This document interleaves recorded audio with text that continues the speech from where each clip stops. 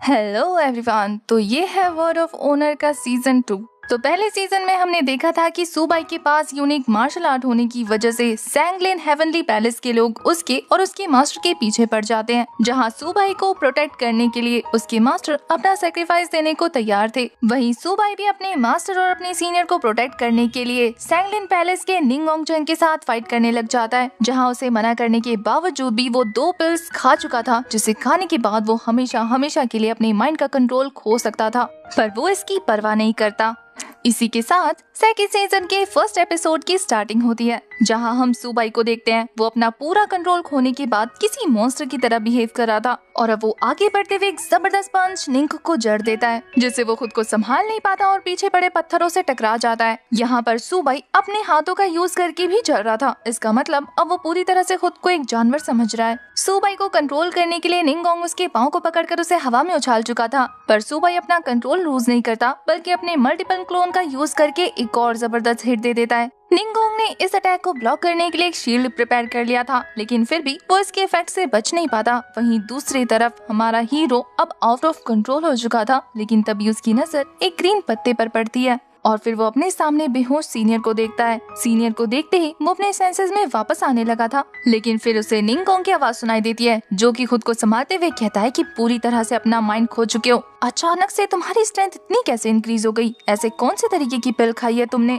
उसकी आवाज सुनकर वो फिर से एग्रेसिव होकर उस पर अटैक करना शुरू कर देता है। पर निंगोंग का कहना था कि बेशक से तुम वाइल्ड एनिमल बन चुके हो, लेकिन फिर भी मुझे हराने के लिए तुम वर्थलेस हो। इस बार हमारे सुबाई के अटैक को ब्लॉक करने के लिए वो एक और पावरफुल शील्ड क्रिएट कर देता है, जिससे हिट होने के बाद सच में सुबाई इंजर्ड हो चुका था। वहीं दूसरी तरफ हमें फेंग और यूरिंग को दिखाते हैं, जो कि तेजी से सुबाई और सीनियर को बचाने के लिए उन्हीं की तरफ आगे बढ़ रहे थे कि तभी रास्ते में उन्हें किसी के आने की आहट सुनाई देती है। ये और कोई नहीं बल्कि मास्टर डोंगफेंग के फ्रेंड का डिसाइपल था, जिसे उनके मास्टर ने इन दोनों की हेल्प के लिए भेजा था। फेंग और यूलिंग को असल में उस मास्टर के बारे में नहीं पता लगता, इसलिए वो उस बच्चे से पूछने लगते हैं कि तुम्हारे मास्टर आखिर है कौन। दूसरी तरफ निंगोंग को दिखाते हैं, जो कि अब हमारे सुबाई को काफी आराम से हैंडल कर रहा था और वो उस पर एक जबरदस्त हिट थ्रो करते हुए कहता है कि अपने पास से वो इमॉर्टल बुक मुझे दे दो, क्योंकि तुम्हारे हाथों में वो बुक बिल्कुल यूजलेस है। उसके हिट करने की वजह से हमारे सुबाई के पास मौजूद वो इमॉर्टल बुक बाहर निकल जाती है, जिसके पेजेस पलटने लगते हैं और हमारा सुबाई उन सारे टेक्निक्स को देख लेता है। और आपको तो पता है कि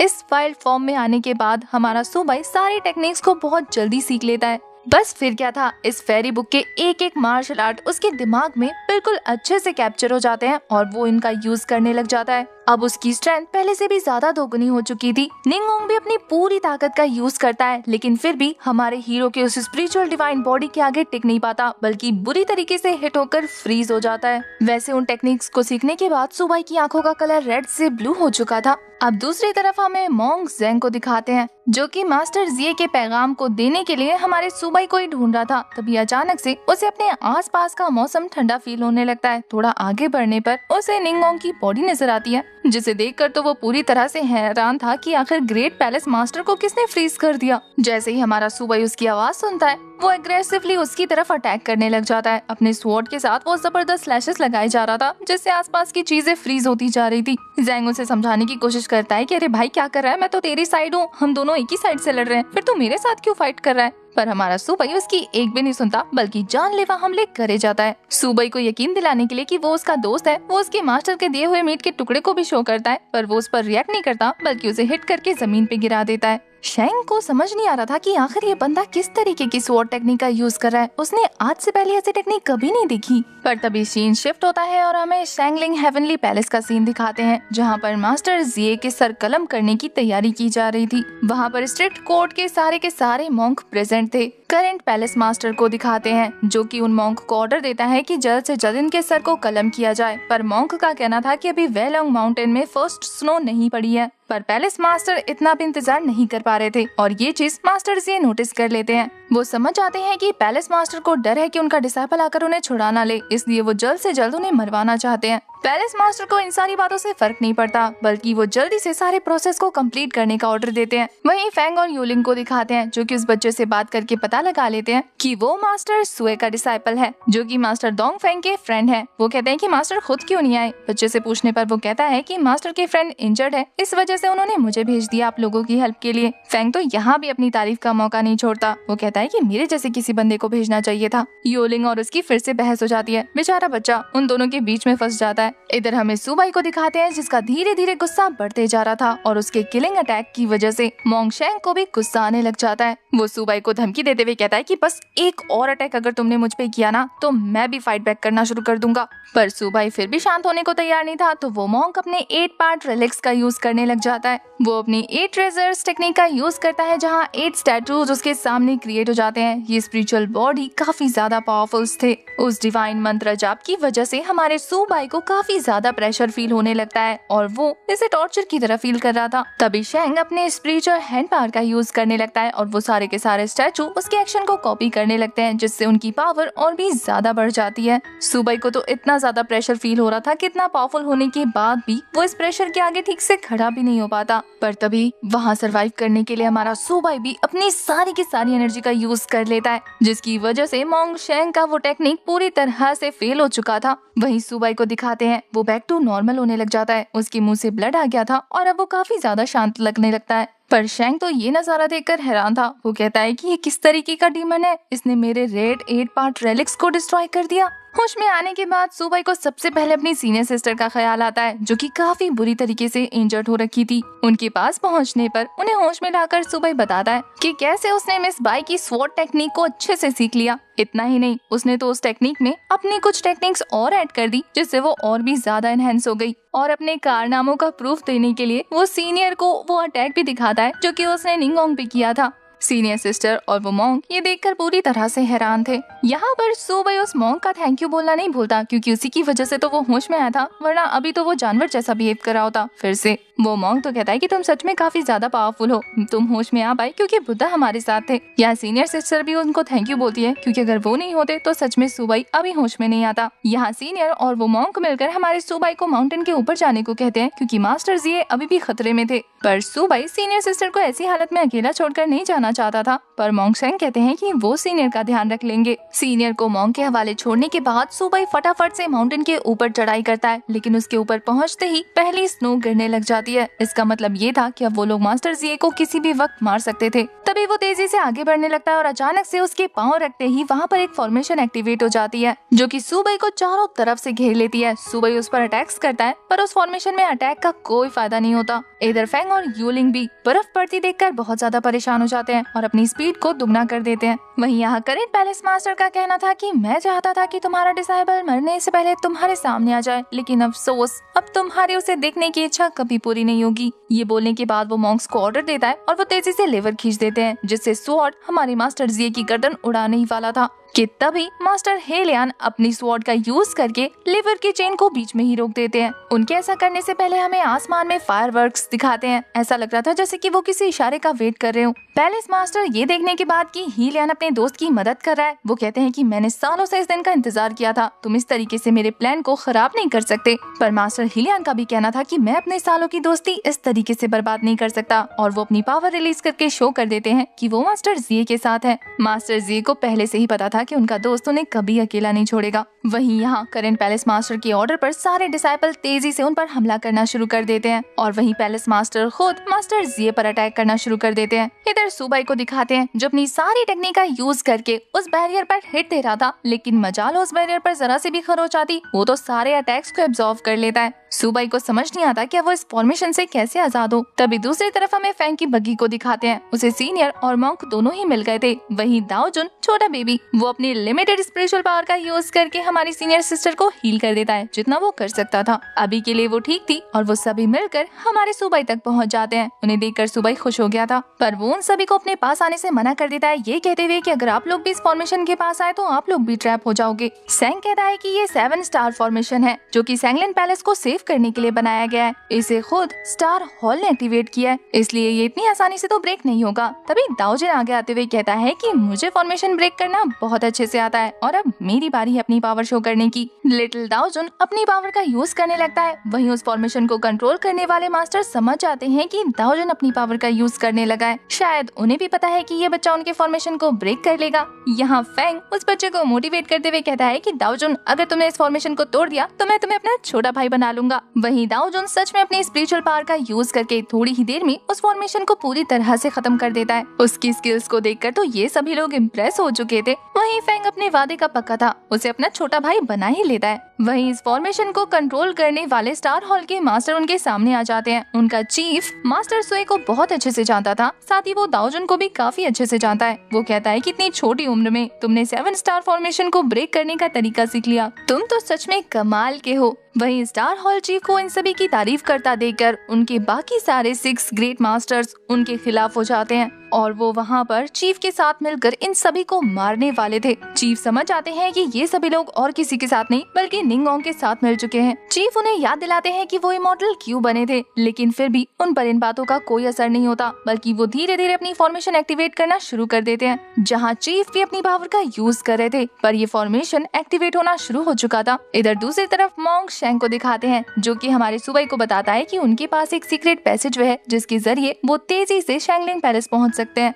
इतना सुना था कि हमारी सीनियर सिस्टर कहती है कि मैं भी जाऊंगी। पीछे से योलिंग कहता है कि मुझे भी ऐड कर लेना। अब इन सारे सोल्जर्स को कौन रोकता, जो कि उनके जान के प्यासे बने हुए थे। इसे रोकने वाले थे स्टार हॉल मास्टर, हमारा फैंग और वो छोटू दाओजिन। ये सभी लोग अपनी पावर का यूज करके उन गार्ड्स को रोकने लग जाते हैं और पीछे से ये चारों निकलने की कोशिश कर रहे थे, लेकिन बाकी सारे गार्ड्स इन्हें घेर लेते हैं, जिन्हें देखकर हमारा फैंग अपने स्वॉर्ड स्किल्स का यूज करता है, जहां उसकी अल्टीमेट विंड टेक्निक काफी जबरदस्त स्लैश लगाकर उन सभी सोल्जर्स को रास्ते से हटा चुकी थी। मौका मिलते ही वो सभी लोग वहां से दौड़ लगा देते हैं। इधर उनके जाने के बाद फैंग को दिखाते हैं, जो कि अपनी स्वॉर्ड स्किल्स का यूज करके वहां पर स्पिरिचुअल ड्रैगन को समन कर लेता है। वो अकेले इन 6 मास्टर्स का मुकाबला नहीं कर सकता था, इसलिए वो चीफ को कहता है कि आपको भी ज्वाइन होना होगा। चीफ भी अपनी पावर रिलीज करके एक जबरदस्त पाम स्ट्राइक थ्रो कर देते हैं। जैसे ही ये दोनों अटैक्स धीरे धीरे नीचे आने लगे थे, वो 6 मास्टर्स एकजुट होकर एक फॉर्मेशन क्रिएट करते हैं, जो कि उस अटैक को नलिफाई कर देता है। उन्होंने फॉर्मेशन राइज नाम की टेक्निक का यूज किया था, जिससे उन 6 मास्टर्स की पावर एकजुट हो गई थी। उस अटैक के फेल होने के बाद फैंग इंजर्ड हो जाता है। वो दाओजिन से कह रहा था कि उसकी हेल्प करे, क्योंकि वो फॉर्मेशन ब्रेक करने में उतना बेहतर नहीं है जितना दाओजिन है। पर दाओजिन का कहना था कि मार्शल वर्ल्ड में ऐसा कहते हैं कि 6 ट्राइग्राम फॉर्मेशन को ब्रेक करना इमॉर्टल के बस की बात भी नहीं है। तो इसका साफ मतलब यही था कि लिटिल दाओजिन इस फॉर्मेशन को ब्रेक नहीं कर सकता। लेकिन चीफ का कहना था कि ये फॉर्मेशन मास्टर्स की एबिलिटी पर डिपेंड करते हैं। इसका मतलब ये था कि चीफ को खुद पर भरोसा था कि वो इस फॉर्मेशन को ब्रेक करने में सक्सेसफुल हो जाएंगे, और ये चीज उनके सामने खड़ा वो मास्टर भी नोटिस कर लेता है। वो मास्टर को टॉन्ट मारते हुए कहता है कि आपको क्या लगता है, आप अकेले हम 6 का मुकाबला कर सकते हैं? पर मास्टर हॉल के चीफ उन्हें टोकते हुए कहते हैं कि शायद तुम्हारी मैथ थोड़ी सी गलत हो गई, हम 3 लोग हैं। अब ये सुनकर वो मास्टर्स और ज्यादा मजाक उड़ाते हुए कहते हैं कि 6 के मुकाबले में 3 लोग हमसे फाइट करेंगे। आप इस दूसरे वाले पर्सन को गिन भी कैसे सकते हैं जिसे सिर्फ स्वॉर्ड चलाना आता है? आप जिन 2 पर भरोसा कर रहे हैं, मैं उनकी पावर अभी आपके सामने ले आता हूँ। ये बोलने के बाद वो अपनी फॉर्मेशन में अपनी मार्शल पावर ट्रांसफर करता है, जिससे उन सभी पर काफी हैवी प्रेशर रिलीज होने लग गया था। फैंग के लिए उस प्रेशर में खड़ा हो पाना ऑलमोस्ट नामुमकिन सा होता जा रहा था। वहीं लिटिल दाओजिन खुद को संभालते हुए वहाँ पर डटा रहता है। वहीं दूसरी तरफ हमें मास्टर चीफ को दिखाते हैं, उन्हें तो फर्क ही नहीं पड़ रहा था। फैंग के पाँव के नीचे की जमीन पूरी तरह से क्रैक हो चुकी थी और वो मास्टर्स चीफ से कहते हैं, दिखा आपने, आपके दोनों साथी तो ढेर होने लग गए। आपको लगता है कि आप इनका साथ लेकर हमारा सामना करेंगे? उनका कहना था कि 6 ट्राइग्राम की हेल्प से चीफ को मारने में थोड़ी सी प्रॉब्लम होगी, लेकिन ये दोनों जने तो ऐसे मरेंगे जैसे कि चींटी मर गई हो। अब इतना सुनना था कि हमारे फैंग को गुस्सा आ जाता है और वो अपनी विल पावर को स्ट्रॉन्ग करते हुए वापस से खड़ा हो गया था। फैंग को हार ना मानता देखकर ये मास्टर फैंग से उसका नाम पूछने लग जाता है, पर फैंग का कहना था कि मेरा नाम क्यों जानना चाहते हो?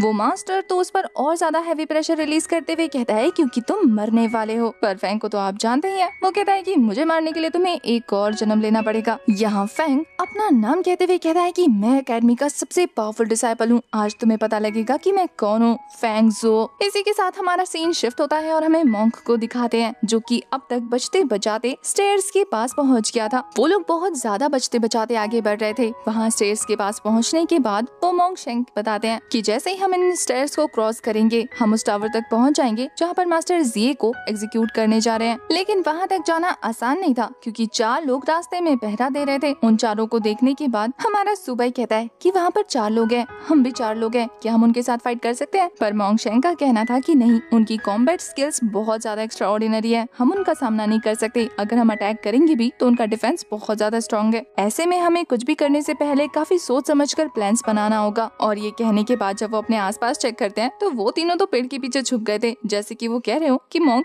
अब सब कुछ आपके ऊपर है। उस मोंग को भी समझते देर नहीं लगती कि ये लोग उसे बलि का बकरा बनाना चाहते हैं। तो अब वो मोंग खुद को ऐसा दिखाते हुए जैसे कि वो काफी ज्यादा घायल है उन गार्ड्स के आगे गिर जाता है। फॉर्चुनेटली मोंग शेंग इस बंदे को जानता था, इसका नाम बाई ज़्याओ था। वो उसके आगे गिरते हुए कहते हैं, ब्रदर बाओ ज़्याओ मुझे बचाइए। उनकी हालत काफी ज्यादा नाजुक दिख रही थी। तो उन्हें देखकर ये बंदा परेशान होते हुए कहता है कि आप तो डिसिप्लिन हॉल के मोंग शेंग है ना, आखिर आपको क्या हुआ और ये इंजरीज आपको कहाँ से मिली? मोंग शेंग तो बड़ा चढ़ाकर बताते हुए कहते हैं कि नीचे मेरी एक घुसपैठिए के साथ फाइट हो गई, वो काफी ज्यादा पावरफुल है, उसकी मार्शल आर्ट इतनी एक्स्ट्रा ऑर्डिनरी है, उसने मुझ पर जानलेवा हमला किए, मैं उसकी फोर्स से खुद को बचा नहीं पाया, क्या आप उन्हें हराने में मेरी हेल्प कर सकते हैं? बाई ज़्याओ को पता चल गया था कि जिन घुसपैठियों का इंतजार वो कर रहे हैं वो लोग वही हैं, लेकिन वो फिर भी इस जगह को छोड़कर नहीं जा सकता था, जिसके बारे में वो मोंग शेंग को बताता है कि उसे ऑर्डर्स मिले हैं इस जगह को गार्ड करने के। तो वो चाहकर भी मोंग शेंग की हेल्प नहीं कर सकता। शेंग को पता लग गया था कि ये लोग ऐसे नहीं मानने वाले, इन्हें फंसाने के लिए कुछ और करना होगा। इसलिए वो बाई ज़्याओ को धक्का मारते हुए कहता है कि तुम मुझसे झूठ बोल रहे हो, असल में तुम्हें मरने से डर लगता है, इसीलिए तुम्हें मेरी हेल्प नहीं करनी और तुम ऑर्डर्स का बहाना लगा रहे हो। खैर छोड़ो, ये मेरी ही बेवकूफी थी जो मैंने तुमसे मदद मांगी। बेशक से मैं मर रहा हूँ लेकिन मैं तुम्हारी आगे अब नहीं झुकूंगा, मैं खुद जाकर उन्हें देख लूंगा। ये बोलकर वो उन्हें खरी खोटी सुनाकर वहाँ से आगे बढ़ने लगते हैं, ये कहते हुए कि अब बैटलफील्ड में मैं मरने के लिए तैयार हूँ। इसी के साथ मोंग आगे बढ़ते हुए सीढ़ी से नीचे चलने लगते हैं। वो ऐसे बिहेव कर रहे थे जैसे कि उनसे चला भी नहीं जा रहा हो। ये देखकर बाई ज़्याओ और बाकी सारे गार्ड्स को समझ नहीं आता कि वो क्या करे, यहाँ रुके या उस मोंग की हेल्प करने जाए। मोंग शेंग तो कंफ्यूज हो रहे थे कि अब इससे आगे क्या करूँ, सीढ़ियाँ चढ़ के नीचे उतरूँ और उसके बाद क्या करूँ। पर तभी वहाँ पर यूलिंग आ जाता है, उनका एक्टिंग पार्टनर बनकर। वो ऐसे ललकारने लगता है जैसे कि वो मोंग को जान से मार देगा। मोंग समझ गए थे, एक से भले दो, अब इन गार्ड्स को बेवकूफ बनने से कोई नहीं रुक सकता। वो उसके साथ फाइट करना जारी रखते हैं, वो भी नकली वाला, जहाँ यूलिंग उठाकर बेचारे मोंग्स को पटक रहा था, ऐसे दिखाने के लिए जैसे कि वो सच में उनसे ज्यादा पावरफुल है। बाई ज़्याओ जब दूर से मोंग को लड़ते हुए देखता है तो वो समझ जाता है कि उसे जाना ही होगा। ऐसे रुककर वो अपने सामने इन्हें मरता हुआ नहीं देख सकता, वरना सिचुएशन खराब हो जाएगी। तो बाई ज़्याओ एक गार्ड को वहाँ पहरेदारी करने का छोड़कर 2 गार्ड के साथ निकल जाता है मोंग को बचाने के लिए। वहीं यहाँ पर घात लगाकर सुबाई और सीनियर्स यही कह रहे थे कि ये मोंग तो सच में बहुत अच्छा एक्टर है।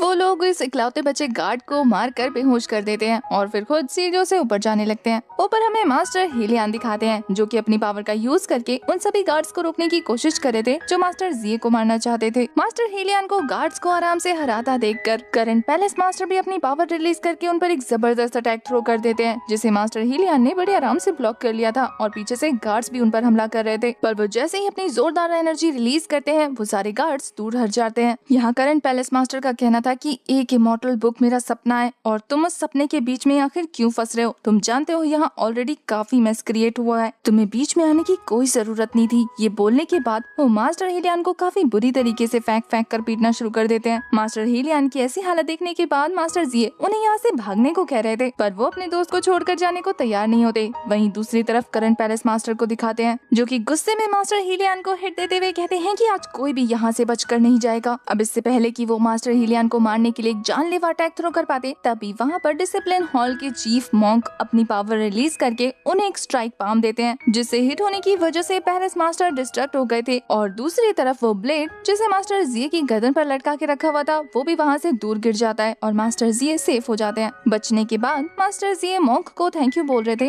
उनकी हेल्प करने के लिए। उन सभी को यूनाइटेड देखने के बाद पैलेस मास्टर कहते हैं कि ऐसा लगता है जैसे कि मैं एक अनसक्सेसफुल पैलेस मास्टर बन के रह गया हूँ, लेकिन मैं अपने सपनों पर गिव अप नहीं करने वाला। आज तुम सभी लोग यहाँ से जिंदा वापस नहीं जाओगे, मैं सभी को मार दूंगा। ये बोलने के बाद वो आसमान में फ्लाई करते हुए अपनी एनर्जी रिलीज कर रहे थे। उन्हें देखकर मास्टर ये समझ आते हैं कि ये अपने इंटरनल इंजरीज को सप्रेस कर रहा है, इसका मतलब अब ये एक और खतरनाक अटैक करेगा। उसे रोकने के लिए डिसिप्लिन हॉल के चीफ मॉन्क सामने आते हैं जो कि अपने बुद्धिस्ट पावर का यूज करके एक अल्टीमेट अटैक थ्रो कर चुके थे। चीफ के अकॉर्डिंग तुम शैंगलिन का भविष्य खतरे में डाल रहे हो और तुम्हें अब शांत हो जाना चाहिए। वैसे तो चीफ फाइट नहीं करते क्योंकि उनकी कंडीशन बहुत ज्यादा खराब है, लेकिन यहाँ उन्हें करनी पड़ रही थी। जबरदस्त और पावरफुल अटैक देने के बावजूद भी उनके लिए पैलेस मास्टर को हराना बहुत ज्यादा मुश्किल था। एक जबरदस्त थ्रो देकर वो पैलेस मास्टर को वहाँ से दूर भेज देते हैं, पर इस अटैक को करने के बाद वो काफी ज्यादा वीक फील कर रहे थे। वो ऊपर से नीचे गिरने लग जाते हैं, उनके मुंह से ब्लड आने लगा था। उन्हें गिरता देखकर उनके स्टूडेंट्स उन्हें संभालने जाते हैं और उनमें से एक बंदा अपने पास से नाइफ निकालकर उनकी बॉडी के आर पार कर देता है। ये बंदा करंट पैलेस मास्टर से मिला हुआ था और इसने गद्दारी करके चीफ को मार डाला। जब दूसरा वाला स्टूडेंट चीफ की ऐसी हालत देखता है तो वो देख रहा था कि ब्लड ब्लैक कलर का रिलीज हो रहा है। वो समझ जाता है कि इस बंदे ने पहले मास्टर को चाय में मिलाकर जहर दी और अब नाइफ में पॉइजन मिलाया। वो उससे पूछ रहा था कि आखिर तुमने ऐसा क्यों किया, पर उसका कहना था कि आप करंट पवेलियन मास्टर से गद्दारी कर रहे थे। मॉन्क को पता था कि अब उनका आखिरी वक्त आ गया है, इसलिए वो अपने डिसाइपल को रिलैक्स रहने का कहकर उन्हें शांति से मरने देने को कहते हैं। चीफ के मरते ही सभी लोग गम में डूब गए थे और वहीं उनका गद्दार डिसाइपल कहता है कि ये शैंगलिन त्यांगोंग से गद्दारी कर रहे थे, इसलिए इनका मरना जरूरी था। पैलेस मास्टर अपनी जीत पर खुश होने लग जाता है, पर तभी वहाँ पर एक स्वॉर्ड आती है और वो वहाँ पर आधे से ज्यादा गार्ड्स को मार देती है। ये स्वॉर्ड और किसी की नहीं बल्कि हमारी सुबाई की थी। सुबाई को वहाँ देखने के बाद तो पैलेस मास्टर के होश ही उड़ गए थे। वो कहते हैं कि ऐसा कैसे पॉसिबल है, तुम यहाँ तक जिंदा कैसे आए? पर सुबाई भी लाइक मुझे देखकर हैरान रह गए। आपको अपने क्लोन को ब्लेम करना चाहिए, वो आपके जितना ही यूजलेस था, मुझे बिल्कुल नहीं रोक पाया। ये सुनकर तो पैलेस मास्टर को इतना ज्यादा गुस्सा आता है कि वो खुद हमारे सुबाई के साथ फाइट करने लग जाते हैं, जहाँ उन्होंने एक जबरदस्त पंच मार के सुबाई के मुंह से ब्लड निकाल दिया था और वो उड़ता उड़ता पिलर से टकरा जाता है। जब ये सीनियर देखती है तो वो अपनी स्वॉर्ड के साथ उनका सामना करने के लिए आगे बढ़ने लगती है। सीनियर के साथ भी दो हाथ करने के बाद ये निंगोंगचैंग एक किक करके हमारी सीनियर को ऊपर से क्लिफ से नीचे फेंकने लग जाता है, पर उन्हें मोंगचैंग ने बचा लिया था अपने स्पिरिचुअल पाम का यूज करके। हमारा सुबाई तो सीनियर को सही सलामत देखकर खुश हो जाता है। वहीं यहाँ निंगोंगचैंग हैरान हो ही रहा था मोंगचैंग को देखकर कि तभी वहाँ यूलिंग भी अपने फैन के साथ एंट्री लेता है और काफी सारे गार्ड्स को पीट देता है। यूलिंग सुबाई से कहता है कि छोटे भाई अब लड़ने की कोई जरूरत नहीं, हम यहाँ तुम्हारी हेल्प के लिए आए हैं। ये सुनकर निंगोंगचैंग को गुस्सा आ रहा था तो वो उस पर हिट देने के लिए आगे बढ़ने लगता है। यूलिंग ने अपने वैन की मल्टीपल क्लोन्स क्रिएट करके उन्हें निंगोंगचैंग की तरफ थ्रो कर दिया था, जिनसे वो डॉज कर देता है और फिर यूलिंग को एक जबरदस्त हिट करके सीढ़ियों की तरफ थ्रो कर देता है। बेचारा यूलिंग इस चीज से इंजर्ड हो गया था। ये देखकर मोंगचैंग निंगोंगचैंग को एक जोरदार पंच मारते हैं। वो भी अपनी एनर्जी रिलीज करते हुए उनके साथ फाइट करने लगा था। दोनों के ही पंचेस आपस में टकराने के बाद एक जबरदस्त एनर्जी रिलीज होती है और फिर वो काफी औसम तरीके से फाइट करने लगते हैं, लेकिन फिर भी मोंगचैंग उस निंगोंगचैंग को रोकने में कामयाब नहीं हो पाते। वो उसे किक करके दूर फेंक देता है और फिर सीधा पहुंच जाता है सीनियर के पास। पहले तो वो सीनियर को बेहोश करता है और जब सुबाई उन्हें बचाने की कोशिश करा था तो वो उसे अपनी स्पिरिचुअल पावर से हिट करके खुद से दूर फेंक देता है। निंगोंगचैंग को पता था कि इतने सारे लोगों के बीच में वो अकेले सुबाई को नहीं हरा पाएगा, क्योंकि सभी लोग फाइट करके उसकी एनर्जी खत्म करते रहेंगे। तो वो सीनियर को वहाँ से उठा कर ले जाते हुए कहता है कि मैं अपना टाइम यहाँ वेस्ट नहीं करने वाला, अगर मुझसे फाइट करनी है तो फिर मेरे पीछे आओ। ये बोलकर वो वहाँ से निकल जाता है। सुबाई यूलिंग को यहाँ का ध्यान रखने का बोलकर उसके पीछे जाने लग गया था। निंगोंग को रोकने के लिए हमारा सुबाई मल्टीपल क्लोन बनाकर आगे बढ़ने लग जाता है। इसी सीन के साथ हमारा ये वाला पार्ट हो जाता है खत्म। आपको एक्सप्लेनेशन कैसी लगी कमेंट करके जरूर बताना और नेक्स्ट पार्ट की मुझे डिमांड दिखनी चाहिए, तभी आएगी। तब तक के लिए bye bye, tata, take care.